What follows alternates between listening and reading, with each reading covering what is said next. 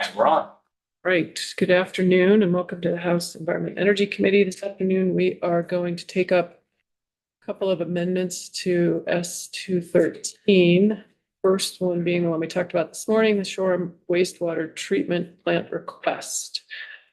We have our legislative council back with us, and guess the first thing is,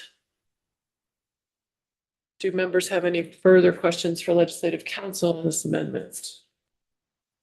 It's the same version we looked at this morning under Michael O'Grady's name on our webpage today. And I guess, Michael, do you have anything else to add? Your framing and the history was very helpful. I don't have anything else to add. As to the concern about sliding, creating slippery slope. I don't see that many issues that are going to come to you on wastewater treatment plants. I do think ultimately Act 64, which you enacted in 2015, was a one size fits all bill, and it doesn't fit all. And so you're going to be getting requests, in my opinion, going into the future about, should this really apply in this watershed?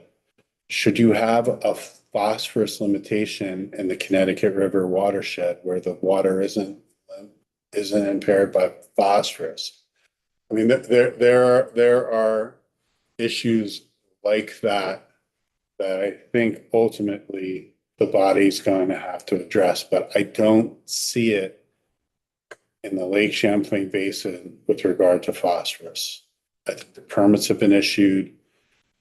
Many of the treatment plants are already exempt and or are below 0.8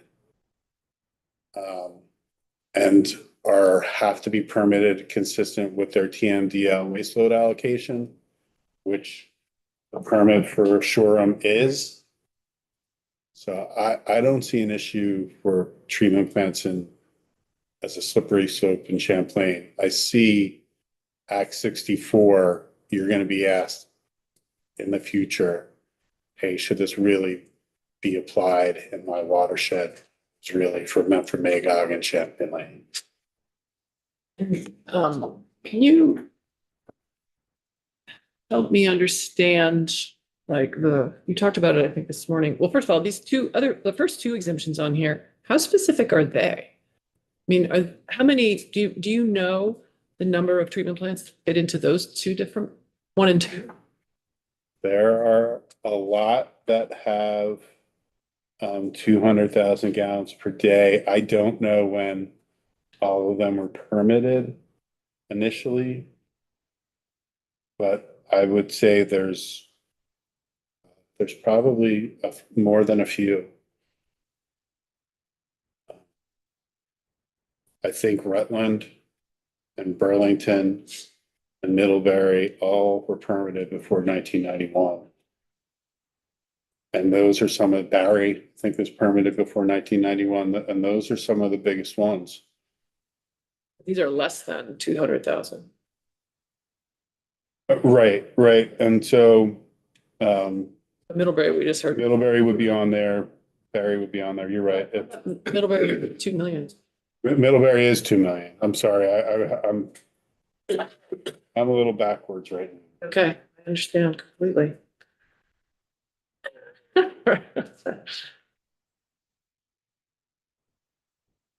So looking at the list,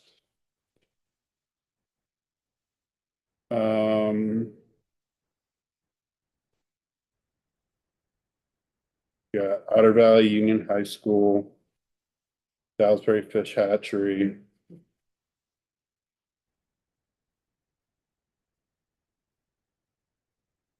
Richmond,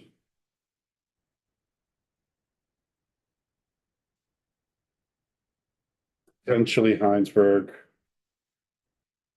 And that refers to their very first permit, not like Right.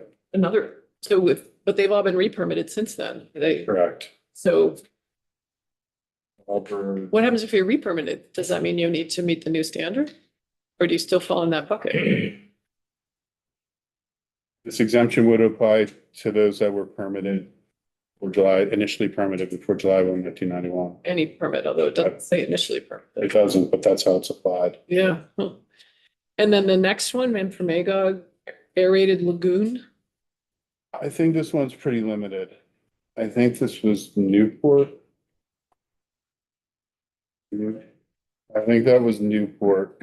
I guess my point is we've been sort of, we're questioning targeting one, but I suspect these also target these original exceptions also target a pretty small number. Right, and they've been on the books for a long time. They've since 91. I mean, this provision was originally enacted in 78. This section of statute. Oh, okay, yeah, okay. Well, but, oh, the concentration of 0.8? Yes. I believe, actually, I had to go back and look at 78, but it was there in 83. Oh, I thought it was Act 64. That, No, it was well before Act 64. But it was on a schedule that had money in it. And so you didn't really have to do it until you applied and received money from the state to upgrade your plant, and then you were at 0.8. Yeah. And then we changed it in Act 64. And then you changed that in Act 64 and took away the schedule and took away the funding, and so 0.8 became the standard. Okay, and then remind us one more time, the EPA role in this. It's related to the TMDL and our requirements there. So EPA actually issued the TMDL, so it's EPA's TMDL.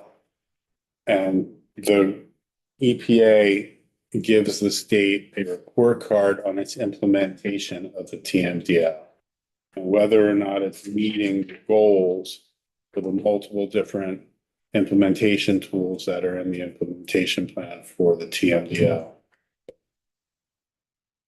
This, I don't think would affect EPA's assessment because they were in a watershed segment that it was unchanged from 2002 in its waste load allocation. So they changing the 0.8 so that they are at their current waste load allocation is consistent with the TMDL. It's not consistent with statute, but it's consistent with what's in the TMDL. Members have further questions for Michael? Seeing any. So the first question you started with, actually, which we have to go back to, is whose name is on this amendment? Does anyone have objections to this amendment that they want to talk about? No, okay. I don't have objections. I have some heartburn. It's like there's other exceptions in here, so Yeah, it's not going to have a significant impact on the phosphorus reduction or increasing. So it's we can go ahead. And I say the reason I have heartburn is my community has taken the steps to comply, have been re-permitted. It's the same with the stormwater separation from sewer. We've done all that. We're the first one. That cost our taxpayers. That was a huge expense on our taxpayers.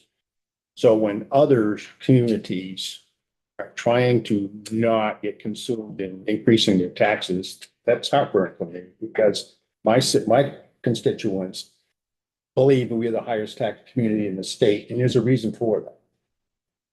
We have full services provided, fire safety, police, EMS, highway. We have some of the second most highway miles in the state. So it's expensive to live in our town, but these other communities seem to get exempted from that requirement for either stormwater separation or now the phosphorus limit. So heartburn. I'm not opposed to it. I'm just saying it does cause me some heartburn. I hear your heartburn, and but I also would say they still have a phosphorus limit. Total pound, Yeah. but yeah. Understood. Yeah. Representative Stebbins. Similarly, I just feel like to what Ledge Council said, there's a bigger conversation here. Yeah. That clearly, we're not going to be addressing that this session, and we can't force a future legislature to do so. But I would really hope that for folks who are, Returning. yeah, because it's not gonna go away. We're gonna have more and more communities show up as we see the one size fit all Right. may not work. My final comment is, except for the legislator setting the limits, is there any heartburn or any resistance to giving the department opportunity to exempt these minuscule pollutants of any kind? And I don't know if we have a diet for that, if it's something that we're resistant, that we should set the limits, and that's what we go by. But then we're issuing exemptions.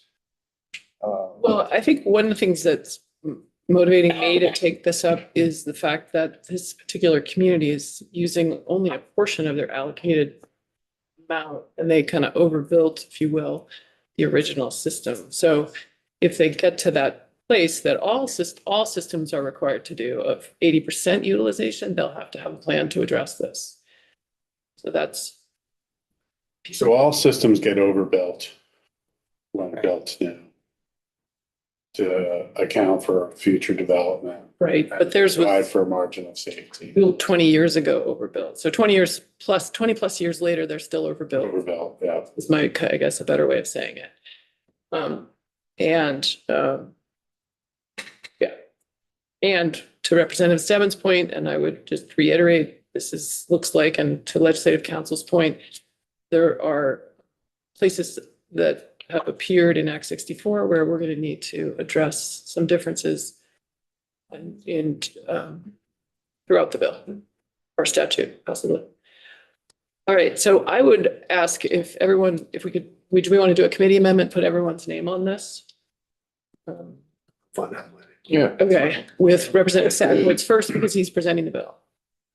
So that's what I would ask. And then, Does that include Rep. Logan? well, I don't know that's a great question. I don't know where she is. Is that her phone or yours? Oh, that's someone else that there. Spread out. Don't know the answer to that question. She was looking out here. She was right there. Well, yeah. Okay. And then if you maybe will shift gears in consideration of the time and just say, what is the Ways and Means Amendment? So your amendment had the requirement for the agencies to do a report on waiver of permit fees or reduction based on certain criteria. And that report was required to be submitted to the House Committee on Environment and Energy and the Senate Committee on Natural Resources and Energy. And it now reads that the agency shall submit to the House Committees on Ways and Means and on Environment and Energy, and the Senate Committees on Finance and on Natural Resources and Energy. And that's the only change. So we need to. Oh, they did change the report by date. You had January 15th, 2025. They wanted it December 15th, 2024. We can probably live with that as well, so. So I guess I would entertain a motion to, it's really a straw poll, so I guess I should say, sorry, straw poll. All those in favor of the Ways and Means Amendment?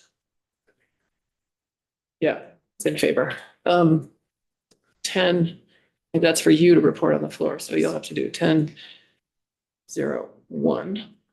In support of the Ways and Means Amendment. And then back to names on the, I guess I'm just going to say it's going to have to be the members present that we're asking you to put on Okay. the Shoreham amendment, and then I would also entertain a motion on that. You want a motion or is this a straw? This is a motion because it's our amendment. I think, right? We vote on our amendment officially. I'll move it. Okay, not wrong. Do we track those votes, Madam Clerk? I think it's more, Just, we're all on it, we support it. Yeah, right, but we don't necessarily have, we don't have 213. right, So you're which is right. why it's a straw. It's an amendment from us as a group. That's why we're doing it that way. Okay, that's clear.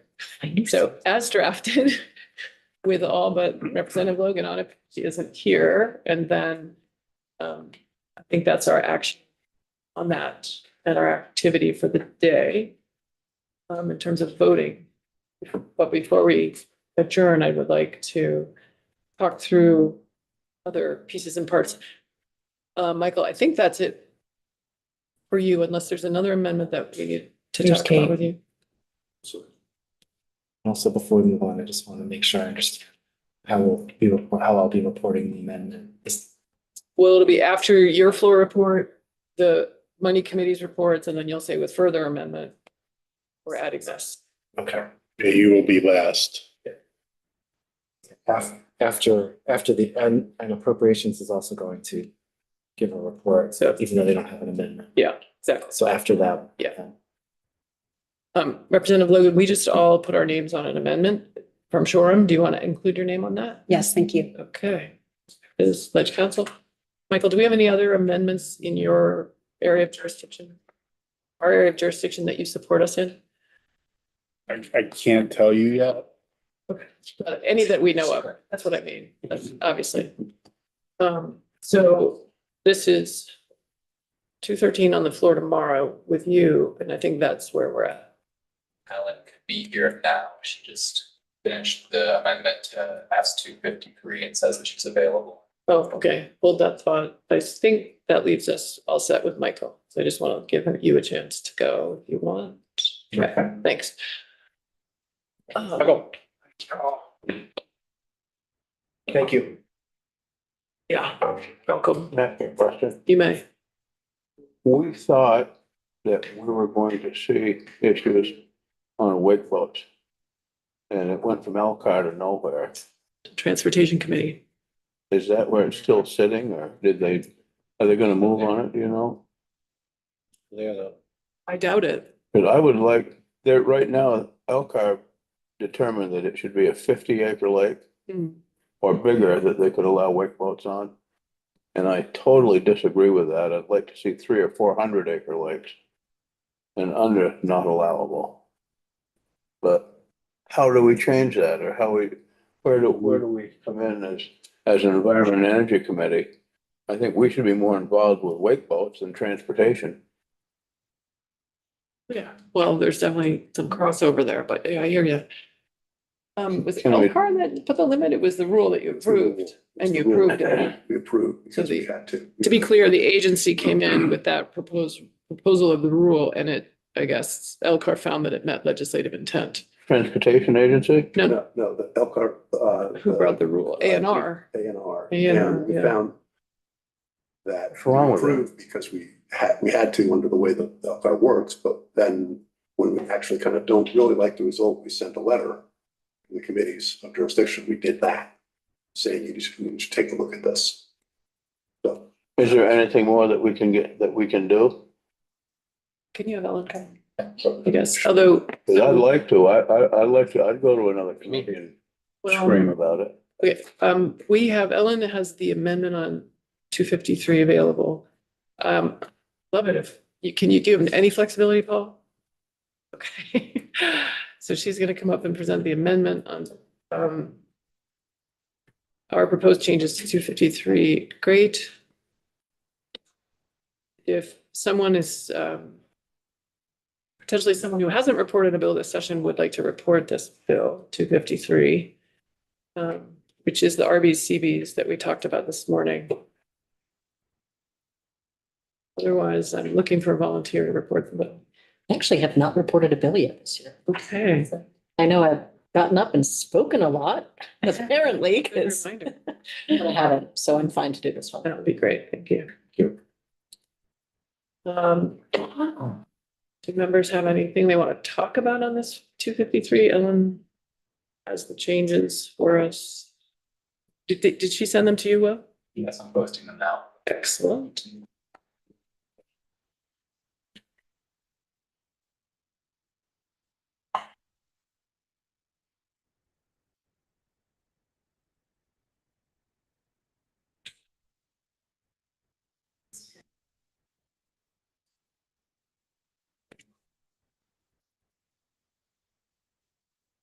Okay.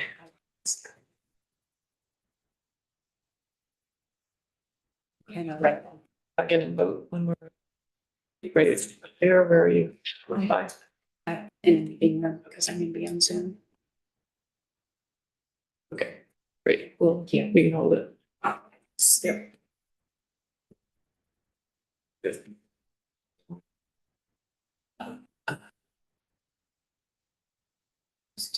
Three. Good to see you again.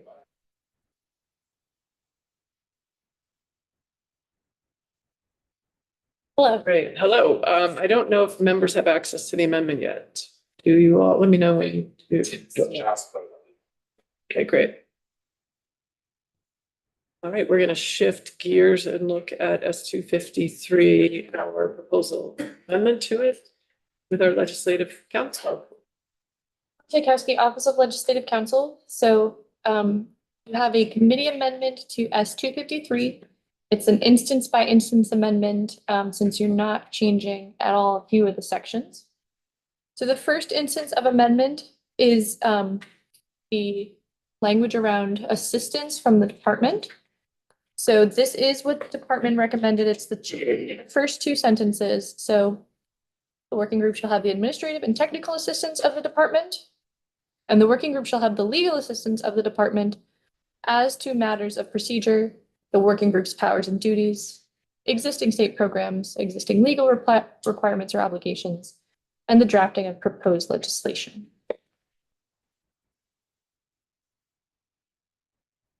The second instance of amendment is still in this section, but it's on the report for the working group. So on or before November 15th, 2024 and November 15th, 2025, the working group shall submit a written report to the Senate committee and this committee with findings and recommendation for legislative action.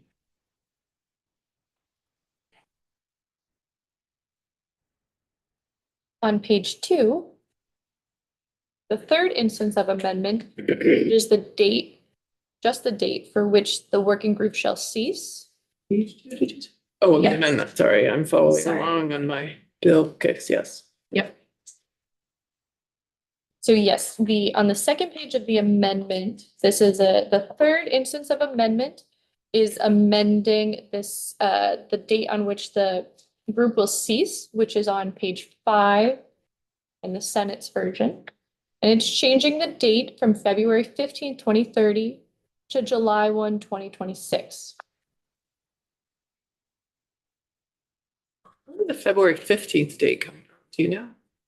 So if originally the report was to be due on January 15th, Oh, I see. and so reports are often not on time. So it's giving them a couple weeks buffer to finish a report.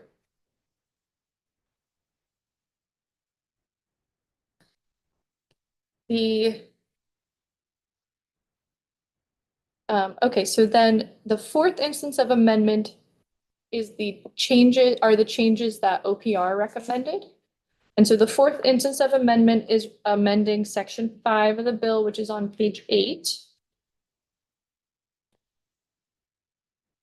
And so it broke subsection A into two paragraphs, A and B. And so as part of its application to register with the Residential Building Contractor Register administered by the Secretary of State, the Office of Professional Regulation shall ask a registrant to provide the following data: the geographic areas the registrant serves, and the trade services the registrant offers from a list of trade services compiled by the office. as part of the application to register with the Residential Building Contractor Registry administered by the Secretary of State, the OPR shall require that a registrant acknowledge that compliance with Section 51 and Section 53 of Title 30 is required. On to page 3, on or before January 1, 2025, OPR shall update the website for the Residential Building Contractor Registry administered by the Secretary of State to regularize the usage of the terms and add a clear and conspicuous notice that a residential contractor is required by law to comply with state building energy standards. And then finally, the 5th instance of amendment amends section 6, which is on page 9 of the bill. And so OPR shall update any contract template the office furnishes for residential building contracting to include a statement acknowledging that the project is required to comply with the RBs and the CBs. Used to say residential contractor is required to comply. Residential. Is it intended to be is it intended to be residential focused? This, So I don't know what I did not hear the testimony you received. I know that this is the name of they call it the residential building contracting. I think the project could be either residential or commercial, but I'm willing to be corrected if there's an expert opinion on that. there's Devin. Yeah, the thing is, if a residential building is a commercial building, then that means it's, you know, typically multifamily and therefore has engineers, architects. And so those are the folks that are actually typically complying and aware of CBs. So, I mean, it seems to me like it would make more sense to end the sentence on line 18 after, you know, residential building energy standards, parentheses, period. Because it's a residential building contract. Like if we remember where, you know, it came from a consumer protection area and having OPR create the residential builder's contract, Yeah. it was really separate from CBs. That's what it says. I suppose a residential development, yeah.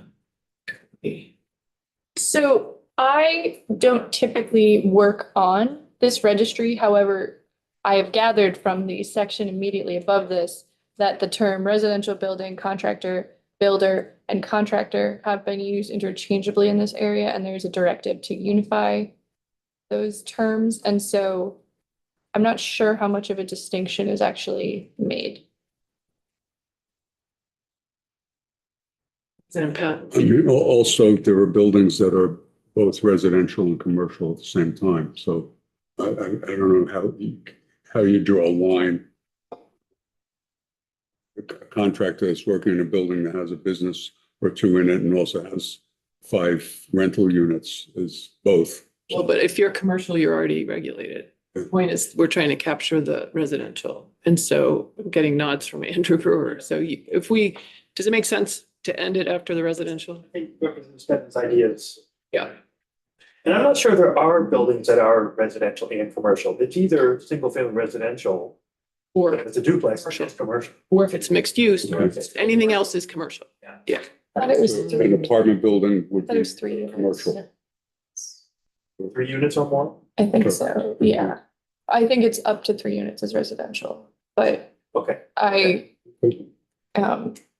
Even if it's kind of commercially being. Yes.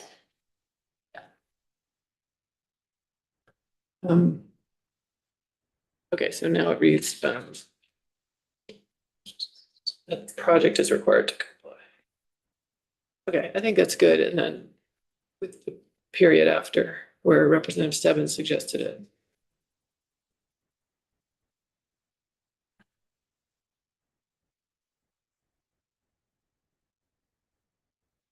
Do members have further discussion on this or questions for legislative council?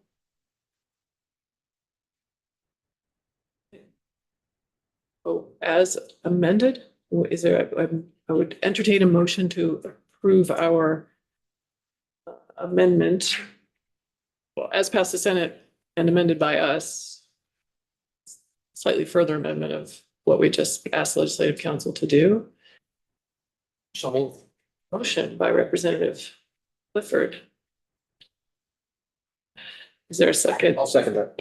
Seconded by Morris. To find this favorable. Right. Is there further discussion? Representative Morris. Thank you, Madam Chair. I want to go back to OPR's lack of staffing issues. Just to report from the working group. There's nothing here that's going to require them to have to hire additional staff soon, correct? Right. I think it was DPS's lack of staff. DPS, I'm sorry. Yeah. That is, well, we're asking them to continue with a clarification for a year beyond what they've asked us for. Correct. Understood that. But no, it's not an ongoing commitment. Yep. And there's no enforcement skill at this point in time. Right, correct. They're looking to figure out how we should be doing that. Correct. All right, further discussion? All right, will the clerk please call the roll? Representative Baumgartz, Yes. Representative Clifford, Yes. Representative Logan, Representative Morris, Yes. Representative Pat, Yes. Representative Sekowitz, Yes. Representative Sibilia, Yes. Representative Smith, Yeah. Representative Stebbins, yes. Representative Torrey? Yes. Representative Sheldon. Yes, So I did just text. great, right. Thank you, Ellen.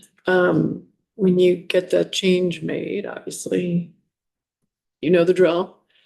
We'll let the clerk know and Representative Stebbins will be presenting the bill. Right, further discussion, particularly from members who have bills in motion or amendments happening. A 305 update. I don't think you can leave because I think the amendments that we know about are on bills that you are working on with. Representative Pat, do you want to bring up your questions? Yeah, I mean, the timing of this is that the Ways and Means Committee is taking up this issue on Friday, and I am guessing there were two things that were under their jurisdiction in what we sent them on S305. One was, in my opinion, very minor adjustment to fees for storage projects. And the other had to do with the clean heat standard and the selection of the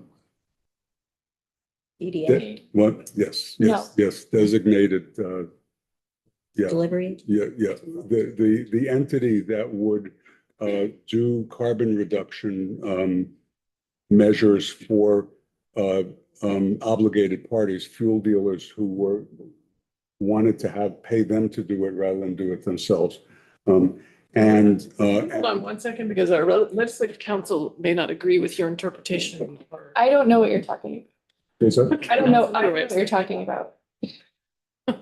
So I'm not aware of an amendment to the DDA section. I think we've been asked. Oh, you have? Oh, okay. Yeah. Oh, Yeah. so I did draft an amendment for them. They requested an amendment last week. That's not in it. Okay. You drafted so. This is why we're on who's on first. Yeah. So I drafted an amendment. I was in Ways and Means last week. They requested an amendment just to the phrasing in the fees. So it's just like a 1 or 2 word change. Okay. And then the other amendment is to the tax department's authority Yeah. to release Sounds good. records. Yeah, right, because as drafted before that, it said the tax department would basically give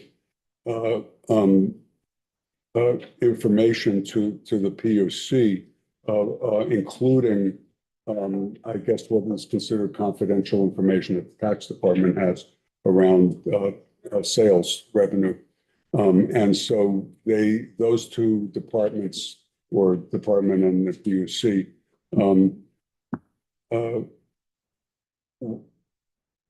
asked for a different language that I'm just from memory, having read it, and you can correct me. It would, the tax department can give the names of the entities to the PUC, but the PUC would need to get that financial information directly from them rather than from the tax department. Is that It went from a shall to a may. okay?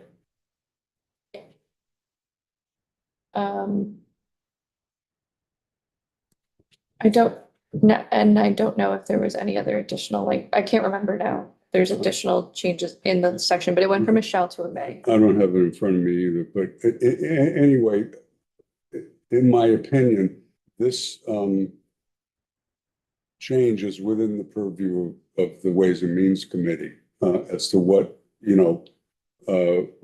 what the tax department can, should, or may give to the PUC. So the timing of this is the committee is voting this out on Friday, we're told, presumably. Saturday is a mock session, which means it will be on notice calendar then and going to the floor on Monday. So we can wait until Monday, but we will need to meet and say what we think about it. But at this point, I'm just giving a heads up that that's coming our way. It hasn't happened yet, so we can't. But there's two other amendments that we're going to talk about tomorrow. And so we'll, I guess, hear those tomorrow morning. Anything else that we need to talk about amendment wise? Okay, I think we're good. I think we're all set. Any further comments before we adjourn for the afternoon? Yeah. Just how long do we hold this one open for? We know that Representative Logan's in the building and is going to vote, so find that. We'll find her. Okay. And I have to make the change anyway. Yeah, true. All right, so we are adjourned for the afternoon. Yes, amigo. Be back tomorrow morning at actually, what time? This one here. So that's the first thing we have solidly on the agenda. Okay. All right, so I think we're back on at 10 tomorrow morning. On the floor or In here. in here at Thursday 10? morning at 10. Four You one. want to do something Or before earlier? earlier than that, or no? We can, because we can't get Ellen in. We don't have to be here till 10 tomorrow morning. Diggity dog. All right. Would everybody like donuts tomorrow? I think before we get to that level of You want conversation, we're plain going to or adjourn glazed? for the afternoon. We are adjourned.